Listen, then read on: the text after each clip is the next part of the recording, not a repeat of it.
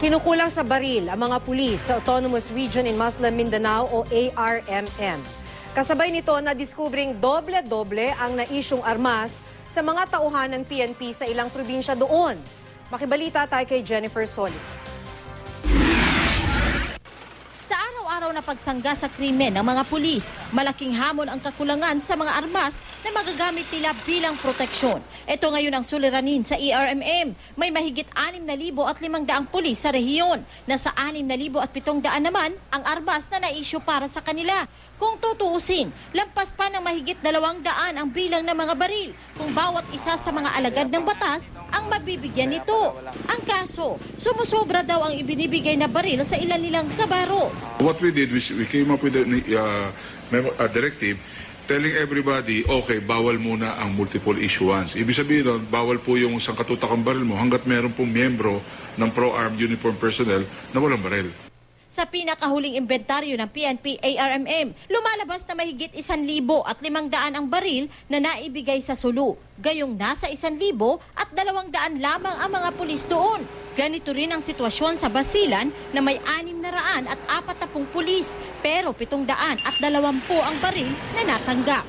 Samantalang sa Maguindanao, may halos 1,200 ang uniform personnel na nagkakasya sa 800 armas. Kulang din ng mahigit 100 baril ang tawi-tawi.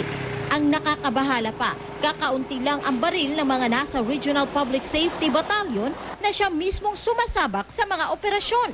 Ang ilan daw nilang unit, dadalawa lang ang armas na ginagamit.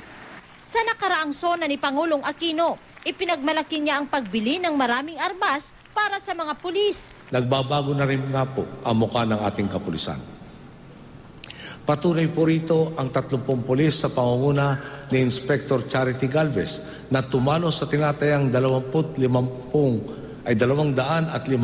NPA na sumugod sa kanilang presinto noong 2011. Nitong Marso naman po, 4 na bagitong pulis ang buong tapang na sumagupa laban sa Martillo Gang sa Mall of Asia. Mabuti nga po't naabot na ang 1-to-1 police-to-pistol ratio.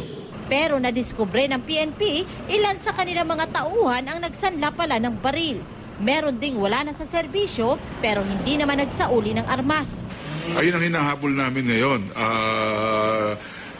Kasi property pa rin po natin. Biro mo, hindi na po pulis armado pa rin po. Ilan din sa mga naisyong baril sa PNP ang may problema sa serial number kaya hindi muna magamit. Umaasa ang PNP ARMM na masusolusyonan ang kakulangan ng armas hanggang sa susunod na buwan. Sa ngayon, may 700 baril nang nabawi ang PNP. Ipinamahagi ito sa mga pulis na walang armas sa iba't ibang bahagi ng bansa. Jennifer Solis, Nagbabalita, Pilipinas.